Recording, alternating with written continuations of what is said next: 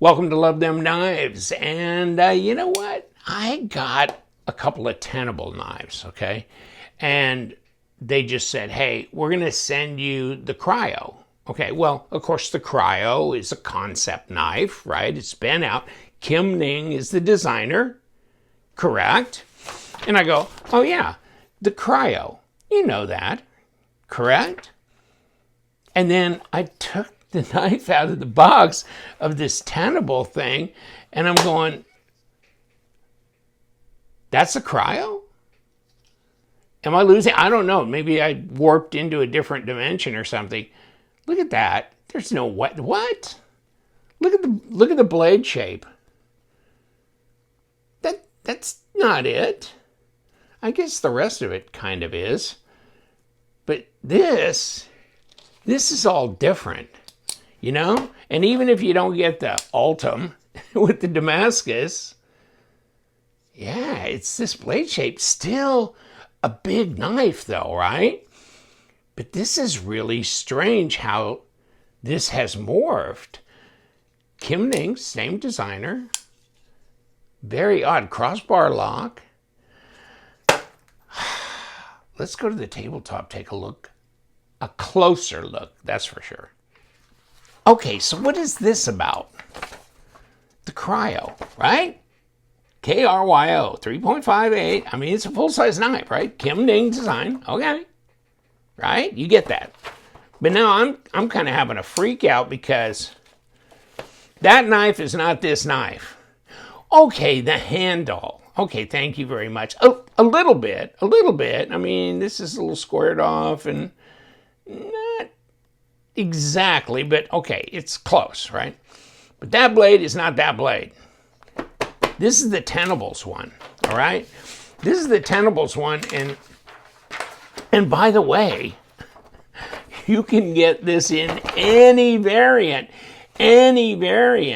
okay? Of course, this one is the price on the Ultim one with the Damascus, which is higher than the others, obviously, because it's Damascus and all that, right? But look at the different colors that they have. And they had some others on top of that. I mean, it must have like about 8 to 10 different variants. The Kryo 14C, 28N, crossbar lock, Kim Ning. And give a little bio of him, right? Because he was at Kaiser. I didn't know he was at Sanren Mu. But then Kaiser, and then big deal there, big guy. And then after 8 years with Kaiser, he founded Concept Knives. All right? So there's this, and there's the et cetera, on here. And here's your specs. 8 inches, it's a little over 8 inches, and it's about 3.6 inch blade, right? And I don't know, I like that better. I like that blade shape better than the other with the big cutaway in it and kind of slanted this way, you know? This is really more utilitarian looking, isn't it? But actually, I like it because it's simple and it's, you know, you could do piercing, slicing, but a big flat grind on this dog. And, you know, I forgot how big they were. Isn't that strange? I can't believe I forgot about that, but no, there's 3.5. This is 3 5/8, okay? At 92 whatever millimeters, and then you got almost 8 1/8, not quite though, at 20.5 centimeters.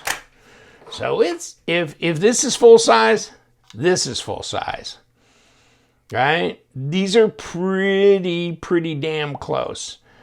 This one is 5 1/4. I mean 8 1/4 overall. Strange because actually, if you measured the usable blade cutting edge, this loses to this, right? Very strange, very odd. But all right, let's get down with it.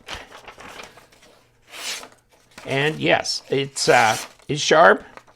Out of the Tenable box, Tenable. Oh, let's give you a little shot here before we run out of paper. Oh yeah. That one, somebody got to it. Yeah, that was good. Makes more sense.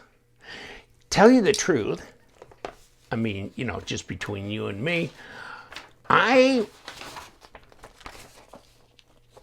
wasn't that big of, this was just a little too big for me. And of course it didn't have any thumb studs. A little too big of a cutaway in here. All right. This is not a flipper. This was a flipper.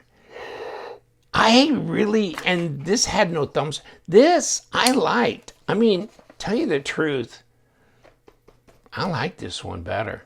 I think this is an improvement. Even though it's not a concept, it's a Tenable, so it's their more budget oriented. But let's see what it says on the box here. I mean, just so you can see, this is the one with the brown micarta. All right, and then black wash 14C. I don't know. Wow. I'm really kind of taken with this Damascus and the Ultim. You can see right through it. Oh yeah, hold on. Yeah, you can see this this surround here where it reinforces because of does it give you an extra? I think it gives you some extra holes in there. You can see that, right, for adjustment. But it's not the clutch lock because it doesn't work exactly that way. But you know what? It might work fairly much that way. I wonder if it does. You know what? Okay, so isn't that strange? Here, hold on. 10. I put a 10 on here. And it's probably too big. But if you push, it fills that cavity 100%. Okay? So maybe it's really set up to be a 9. I was trying it with an 8 and I was skipping. And I'm going, why didn't I think about the fact that the 8 might be too small? But they got some stuff. Okay, so dear Tenable, you're a little too enthusiastic with this stuff. Now, I know. They, you know, by and large, probably not a great idea to open up a knife if it doesn't need to be opened. And especially the crossbar lock stuff, whatever. Okay, and I've kind of taken that as gospel myself. I really don't mess with crossbar locks at all. But I'll do the clutch, but the standard ones, no. But this is not a standard one. This is different. But I think these are number 8s back in here. Yeah, these body screws are number 8s. But that is definitely a 9. Here's an 8. And look at the play. Yeah, that's no bueno. This is a 9. And check this out. Yeah, still got a little play, but that's a 9. And this one, I stuffed a 10 into it. Oh, this Haas right here. Whoops. Throw you away. You're magnetic. Okay. This Haas is a number 10, and I stuck it in here. So, and yes, there is no wobble here at all. But I guess what I was trying to do is like, yes, this has adjustability here. So now that I've you know, strained my left kidney, unscrewing the pivot, the rest of this should be just like easy, and it is. And that is, and let me see, and this is, yeah. So they just want to wreck your world with the pivot screw, that's all. God. Yeah, see, it's adjustable. Only took me like, what, 10 minutes to get to the point where I just made that point. Look at the thread locker in there, baby. But you know what? These things, I believe, unscrew. And so you can pull this straight through because you see there's no direct, like an axis lock has an open area in here. And this, it's connected to this crossbar. And this migrates down here and pulls straight through when you undo all the Omega springs and stuff. And you got to take the back scale off, obviously. And that's why I don't like the axis lock thing as far as disassembly like I do crossbar locks. But this is a compromise where you can unscrew this and then it'll drop out the other side, okay, once you undo that. But it'll pull through and you don't need to migrate and all that shit, okay. So this is not bad. This is not bad as far as disassembly and reassembly. And we're all back together. Just all I wanted to do, just show you those little holes that you can actually see through there if you look at the right angle. All right, whatever. Nice, swings free, good. These are sharp, feel good. This is the expensive one, by the way. These not so much. I'll leave the link down below and you can check that out. But the ergos are great on these and the blade shape makes complete sense. And what do you think? I hate to think. But it's 4 ounces. There you go. Okay. 3.8 would be better, but okay, we're good. And we're at 115 grams, right? So, does this weigh the same? 112. So, technically, this might be under 4 ounces. And it is 3.96. There you go. See? Mission accomplished right there. But they've got jimping up here. And that's functional, okay. Little cutaway here. You can strop, sharpen, not a problem.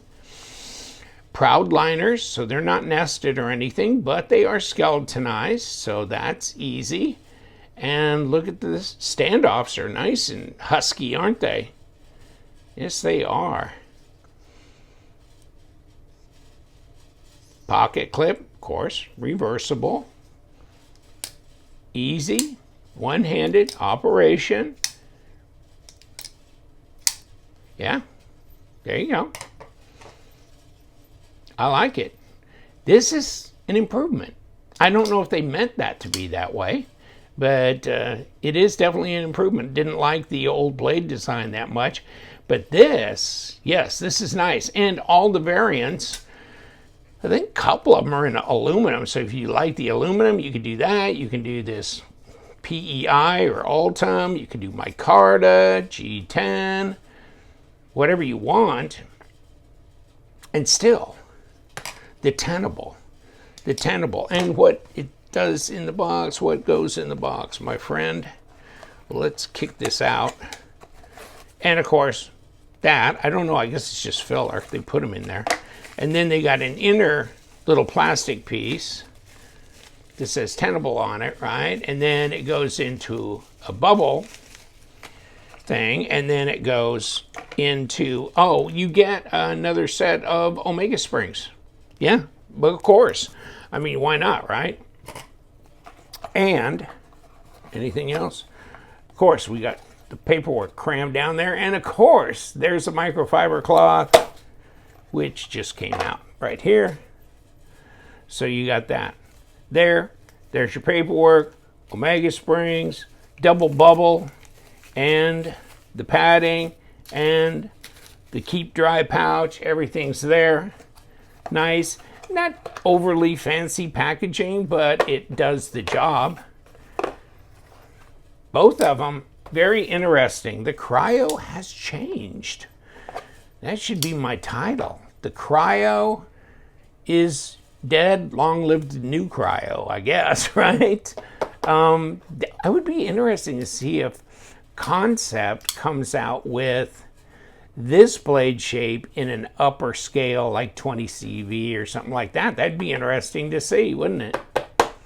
Well, okay, now that I'm done fooling around, I'll leave the link down below and check it out. Have a happy holiday season, and you guys, stay sharp.